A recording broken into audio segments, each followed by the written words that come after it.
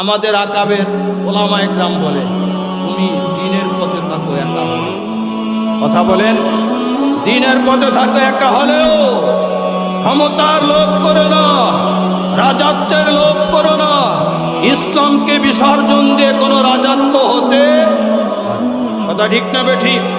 ইসলামকে বিসর্জন দিয়ে কোনো রাজত্ব হতে পারে না, ইসলামকে বিসর্জন দিয়ে কোনো ক্ষমতা হতে পারে না। ইসলামের পক্ষে যদি আমার একা থাকতে হয়, আমি একা থাকবো। কথা ঠিক নি?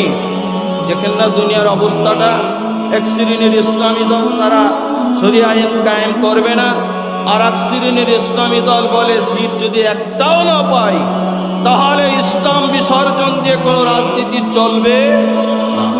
ঈমান, ওই ঈমান যাদের আছে যে ইসলাম বিসর্জন দিয়ে কোনো রাজত্ব নাই, ইসলাম বিসর্জন দিয়ে কোনো ক্ষমতা নাই, ইসলাম বিসর্জন দিয়ে কোনো রাজমহলের মালিক হতে চায় না, আল্লাহ বলেন ওই শ্রেণীর মানুষ কোনোদিন ক্ষতিগ্রস্ত হবে না।